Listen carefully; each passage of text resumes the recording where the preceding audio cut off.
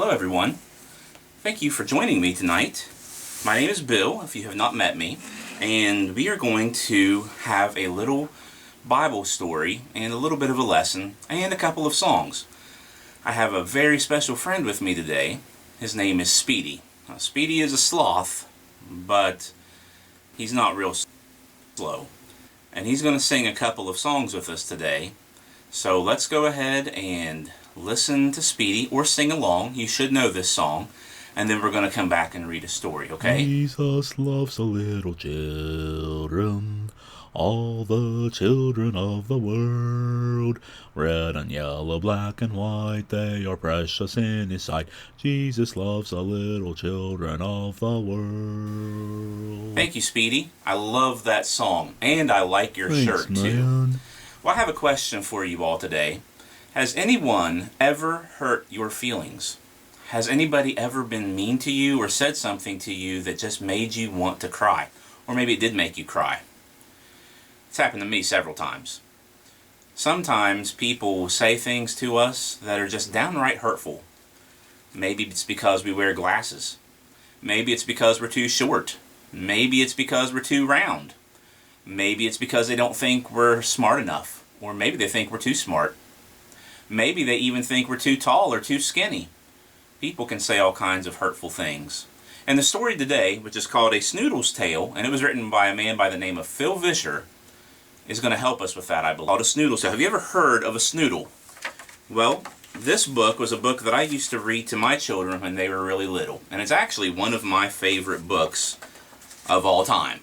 So I want to share this with you. Far away in the land of galoots, where the bigglebag trees bear their bigglebag fruits, and far lily bushes all blossomin' yellow, and thimbuttle plants squirt snowberry jello. Here where the mountains of Rocky Magoo rise high over the meadows of Gildamanju, where sunsets are painted with purple and blue, you'll find a small town not much bigger than you. Welcome to Snoodleburg, home of the Snoodles, a curious folk who eat pancakes with noodles and spend half their days making sketches and doodles and cutting their hair into shapes like French poodles. Now, right in the heart of this curious town is a curious building, the tallest around, with a clock at its top and a chute at its bottom. 'Tis pink in the spring and turns red in the autumn. But weirder by far than its color or height is what happens there every fourth Tuesday night. As strange as it seems, it has been demonstrated that Snoodles aren't born, but rather created.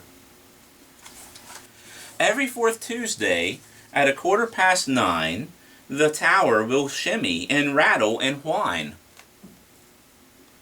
And as the town nibbles on bigglebag fruit, a shiny young Snoodle will drop from the chute. That's where they come from, though no one knows why, nor who could have built the great tower so high. These mysteries of life befuddle most Snoodles, who'd much rather focus on pancakes and noodles, and cutting their hair into shapes like French poodles. Yes, most found the tower too noisy and strange, until one small Snoodle made all of that change. This little Snoodle was much like the others. He came without siblings, no sisters or brothers. He came without money, a mom or a dad. The pack on his back was all that he had. "This is peculiar," the little guy said. "I came from a chute and I fell on my head. What do I look like? What am I for?"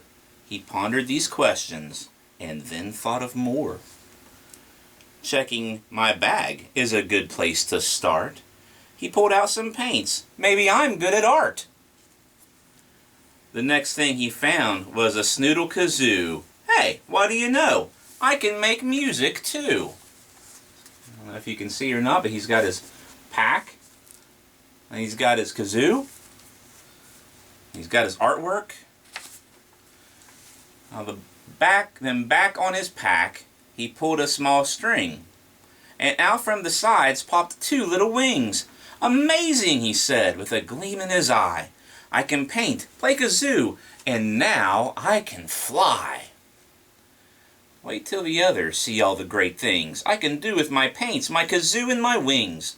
So he packed up his paints and his Snoodle kazoo and hopped off to show them all what he could do. There from the top of a short stubby wall, the big Snoodles heard the new small Snoodle call. "Come watch me, you guys, as I head for the sky."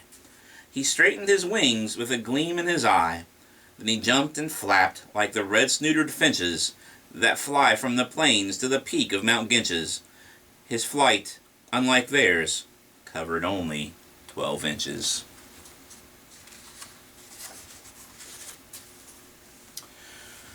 "You call that flying? You think you're a bird? We've never seen anything quite so absurd." The old Snoodle snorted, he sniggered and he shook. "I'll paint you a picture to show how you looked." The brushstrokes were skillful, the colors were coolish. The story they told made the young one feel foolish. "Take it from us," said a Snoodle named Lou, "flying must not be what you're meant to do." The young Snoodle drooped. He felt his heart sag. The painting the old Snoodle placed in his bag. "Carry this with you," the old Snoodle said, "so visions of flying don't go to your head." The weight on his back was as heavy as lead.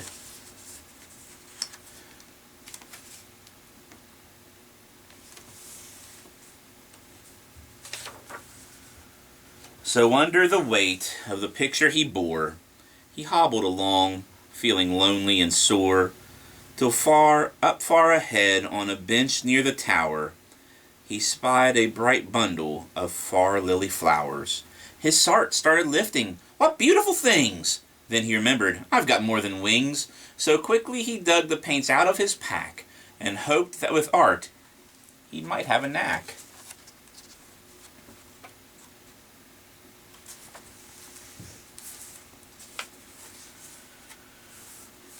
"I did it!"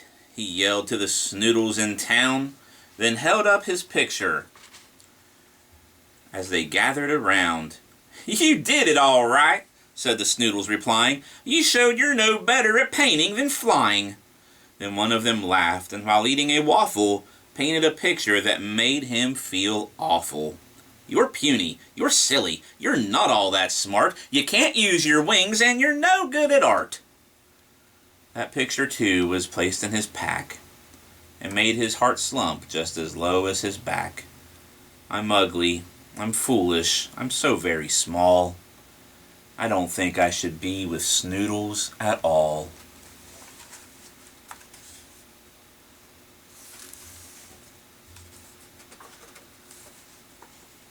And so he decided to get out of town. His wings hung so low that they dragged on the ground. He walked past the tower and out of the city. He walked through the fields and thought, "My, this is pretty. The far lily bushes all blooming in yellow, and thimble plants squirting snowberry jello. I might like it here," said the small Snoodle fellow. Then feeling some warmth coming back in his chest, he thought he would sit for a moment and rest. But try as he might to sit down with grace, the weight on his back knocked him flat on his face.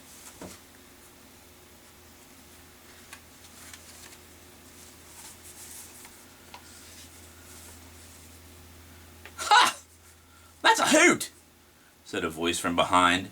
A farmer stood up with a thimble vine. "Why, you need a picture, my Snoodleberg bud, lest you forget how you look in the mud." And so in an instant the picture was done and placed in his backpack that now weighed a ton. The poor Snoodle struggled. He wobbled. He groaned. He stood to his feet and he said with a moan, "Is there anywhere I can be truly alone?" Just then overhead flew two red-snorted finches, winging their way toward the peak of Mount Ginches. "I see," said the Snoodle, "then that's what I'll do. The home for those finches will be my home too."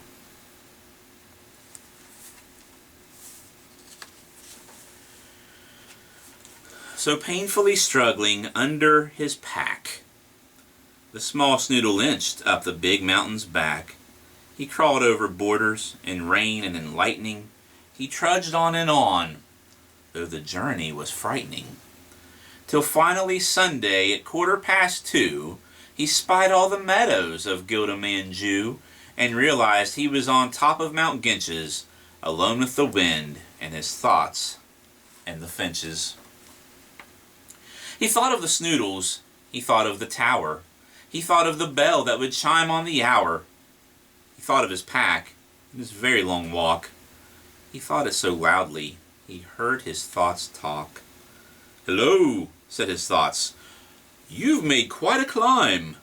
That voice," he remarked, "doesn't sound much like mine."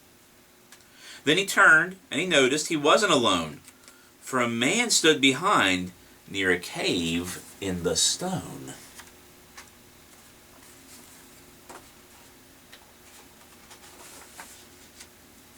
He looked like a Snoodle, though quite a bit bigger. Maybe a giant, the small Snoodle figured. "I'm going," the Snoodle boy said with a huff, "and don't paint a picture, I've got quite enough." "But first come inside," the man said. "Have some tea. I'm so very pleased that you're visiting me." The Snoodle boy stopped, though he'd only gone inches, and stared at the stranger he'd found on Mount Ginches. He didn't seem angry. In fact, he looked kind. The poor little boy was confused. "Are you blind? I'm puny. I'm silly. I'm not all that smart. I can't use my wings, and I'm no good at art." The stranger leaned down with a pain in his heart. "Who told you these things?" he asked. "How do you know?" "These pictures I have in my pack told me so." The small Snoodle sniffled and started to go.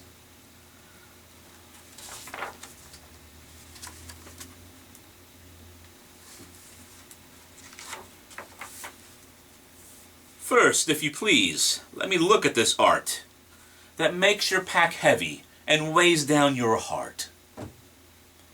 Then picture by picture he unpacked the bag that bent the poor Snoodle and made his wings sag. "Dear boy," said the man, "these look nothing like you." Then into the fire the pictures he threw. He rose from his chair saying, "Wait there, you'll see that what you need most is a picture from me." The Snoodle sat patiently sipping his tea. Then from a room in the back he returned, saying, "Dear little Snoodle, it's time that you learned what you really look like." And he threw off the sheet, and what the boy saw warmed him right to his feet. The boy in the portrait looked older and strong, with wings on his back that were sturdy and long, and a look in his eye both courageous and free. "Sir," asked the boy, "are you saying that's me?"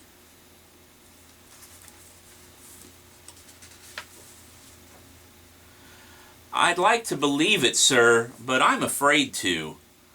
"I know you who you are," the man said, "for I made you. I built the tower and set it in motion. I planted the meadow, put fish in the ocean. And I feed the finches, though most Snoodles doubt it. Not one of them falls that I don't know about it. I've seen you fall down in the mud and the goo. I've seen all you've done and all you will do. I gave you your pack and your paints and your wings. I chose them for you. They're your special things."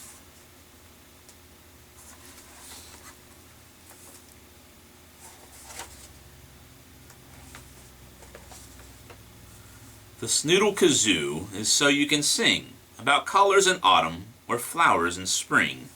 I gave you your brushes in hopes that you'd see how using them you can make pictures for me. "Most of the Snoodles," the old one said sadly, "just use their paints to make others feel badly." The young Snoodle pondered the things he'd been told, then wondering something grew suddenly bold. "But sir, if you made this incredible land, can't you make Snoodles obey your command?" The big one smiled warmly, then said to the small, "A gift that's demanded is no gift at all." And with that, the Snoodle reached into his pack and pulled out the picture he'd made 10 miles back. "They're far lilies, sir, from over the ridge." The old one beamed bright and said, "That's for my fridge." After the small Snoodle's picture was hung, the old one bent down to the face of the young. He said, "Here's what you look like. Here's how I see you. Keep this in your pack, and you'll find it will free you from all of the pictures and all of the lies that others make up just to cut down your size." And lastly, your wings. You know what they're for. Not just to fly, son. I want you to soar. "But sir," said the Snoodle, "how can I fly? This picture's so big I won't get very high." "But this picture is special. It's bigger, it's brighter. Carry it close, and I think you'll feel lighter." As soon as he heard it, the Snoodle looked down and noticed his feet were an inch off the ground. He laughed, and he leaped, and he ran from the cave, feeling now older and stronger and brave. He flew through the clouds, and he flew with the finches. He soared up and down round the peak of Mount Ginches. He flew over far lily bushes in yellow, and thimbuttle plants squirting snowberry jello. He flew over bigglebag trees and their fruits, and big lazy loops were the land of galoots, then hurried back home to the center of town, where the Snoodles all stood with their wings on the ground, and starting precisely at 2:15, he told them the story that I just told you. You see, sometimes as people will say things to hurt our feelings and break our heart and even make us cry, you have to remember that God made you. He made you just the way you are, and God doesn't make mistakes. He loves you. He's given you things that will make you completely unique. You will not be like everybody else. So listen to what God has to say about you, because He loves you. It reminds me of another song, I think, that maybe Speedy sings. Jesus loves me. I think you know that. So let's let Speedy sing us one more song. Jesus loves me, this I know, for the Bible tells me so. Little ones to Him belong. They are weak, but He is strong. Yes, Jesus loves me. Yes, Jesus loves me. Yes, Jesus loves me. The Bible tells me so. Is there anything you'd like to add to that, Speedy? Jesus loves you, no matter what.